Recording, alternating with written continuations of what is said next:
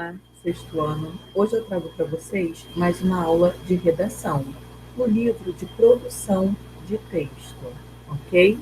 Nós paramos na página 161, tá? Mais uma vez, do livro de produção de texto. Então vamos lá. Em textos de opinião, geralmente na introdução, ou seja, no primeiro parágrafo onde é apresentado o texto, é apresentado um ponto de vista do autor sobre o assunto que será tratado, e com base nisso, o texto é desenvolvido. Qual é o ponto de vista do autor sobre o uso de bicicletas?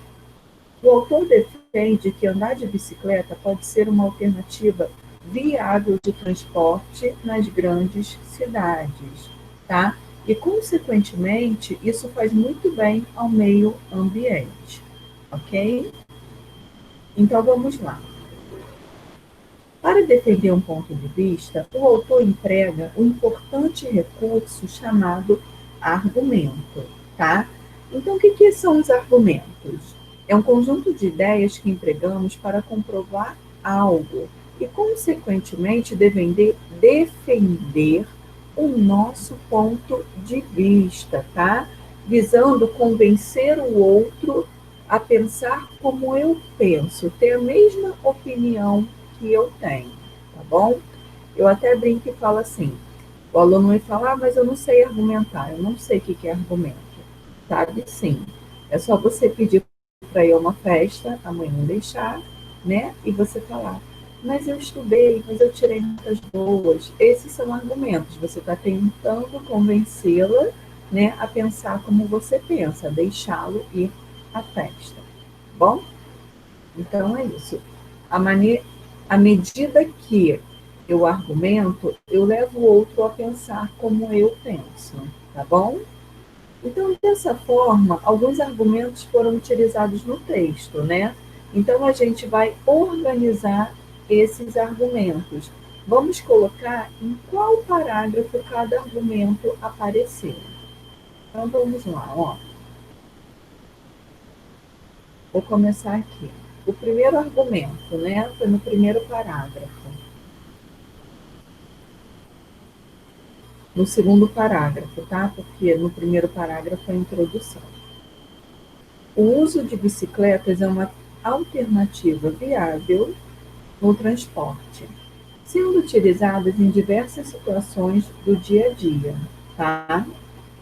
O terceiro parágrafo, dependendo do horário do dia, as bicicletas podem ser mais rápidas que os carros e, por isso, mais práticas, pois permitem ainda tratar caminhos alternativos, fugindo de avenidas e ruas mais movimentadas, tá? Então, esse é um outro argumento. No quarto parágrafo, eu tenho a bicicleta é o meio de transporte econômico e, por isso, mais acessível. Deixa eu arrastar aqui para eu ver o parágrafo direitinho. Isso aí. Agora é a letra D, o quinto parágrafo. O uso de bicicletas contribui para a saúde do ciclista e da população em geral, pois elas não emitem poluentes, mas dois argumentos. Faz bem à saúde e contribui, né, para a saúde geral, da população em geral. Então vamos lá. E não emitem poluentes. E o último, né, que é o sexto parágrafo, em muitos países, nas políticas públicas de incentivo ao uso de bicicletas como meio de transporte, perdão, em muitos países há políticas públicas, né? No Brasil, há cidades que dispõem de serviços de locação de bicicletas, é um aluguel, tá? De bicicletas. Então, ficou dessa forma. Olha quantos argumentos, né? É uma alternativa viável de transporte, faz bem à saúde, é econômico, faz bem ao meio ambiente, né? Então, olhem só, quantos argumentos esse autor do texto usa para levar o leitor a considerar o uso das bicicletas, tá bom? Então, vamos dar continuidade.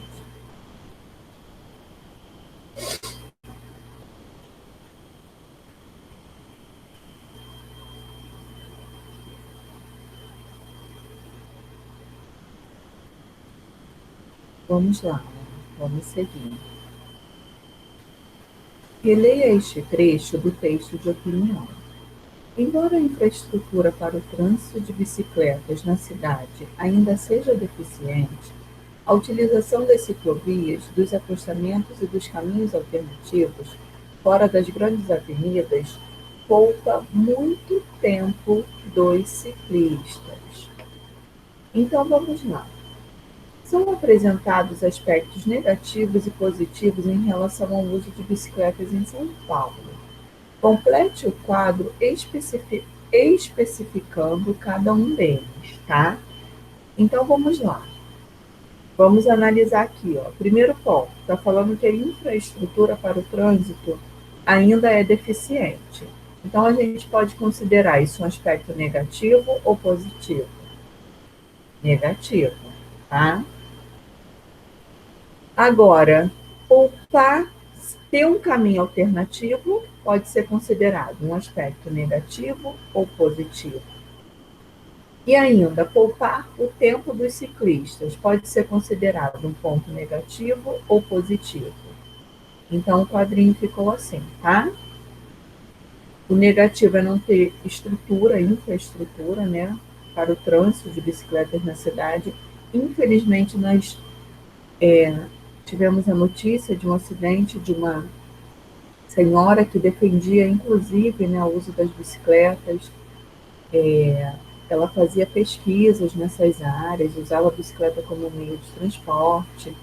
Inclusive, deu uma palestra falando do número de acidentes, né, que os motoristas não respeitam os ciclistas. Infelizmente, ela foi atropelada e veio a falecer, tá? Justamente por essa falta de infraestrutura. E mais ainda pela falta de respeito dos motoristas, tá? Então, positivo, a utilização de ciclovias, né, e os caminhos alternativos que poupam o tempo do ciclista, né? Não é o caso do motorista lá do carro que fica parado no engarrafamento e não tem outro meio, tem que ficar ali parado, tá bom? Que palavra foi usada para conectar essas duas ideias? Vamos voltar lá, ó.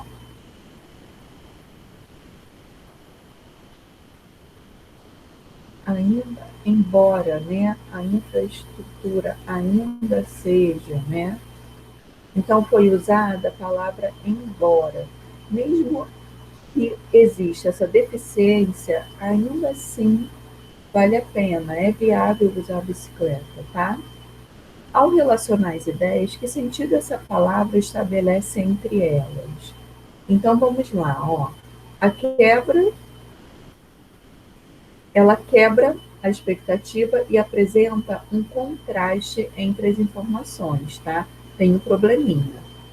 Embora tenha um probleminha, ainda é viável usar a bicicleta, ok? Releia este parágrafo. Muitos países europeus, como França, Inglaterra e Alemanha, por exemplo, possuem programas políticos de incentivo ao uso da bicicleta, como meio de controlar as taxas de emissão de CO2 e aumentar a qualidade de vida de seus habitantes. No Brasil, em algumas cidades como Rio de Janeiro, há serviços públicos que permitem à população alugar as bicicletas pagando taxas diárias ou mensais pelo serviço. Então, se eu estou em determinada região, eu consigo alugar uma bicicleta, né? E não preciso, mesmo que eu pegue um meio de transporte, né, um ônibus ou um metrô, eu não preciso levar a bicicleta, porque lá tem e eu consigo alugar para circular naquele local, tá bom? Vamos lá, ó. Com que intenção o autor cita França, Inglaterra e Alemanha? Por que vocês acham que esses países foram citados, né? Porque a gente vê que eles são exemplos de políticas públicas. Eles incentivam o uso da bicicleta, tá? Isso tudo pensando no meio de controlar a emissão de gás carbônico, né? Então isso é muito bom para o meio ambiente, tá? Então, eles são exemplos de políticas públicas de incentivo ao uso das bicicletas. Ao fazer isso, o autor estabelece um paralelo, né, uma comparação entre o Brasil, entre as políticas públicas usadas com o Brasil e esses países, tá? E incentiva ainda, ele enfatiza ainda a preocupação com o meio ambiente. Vamos aqui à página seguinte, página 163, tá?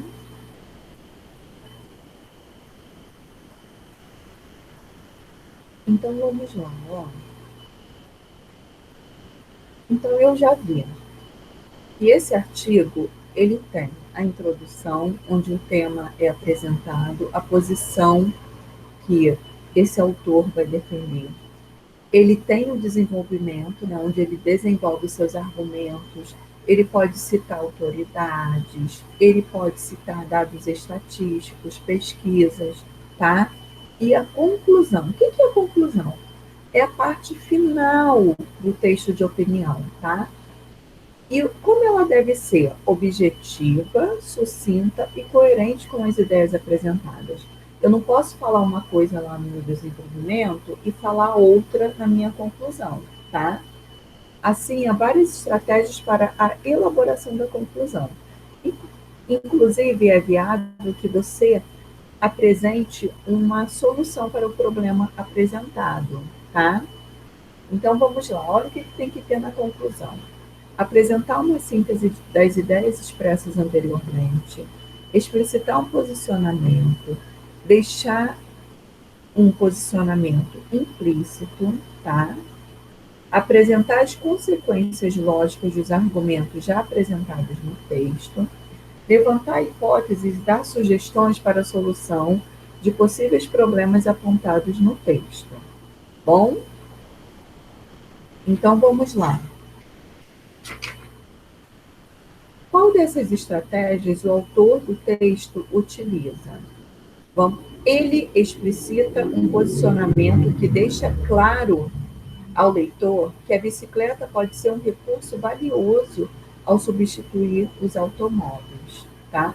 Então, dentre todas essas possibilidades, ele usa essa estratégia de reforçar o seu posicionamento ao longo do texto.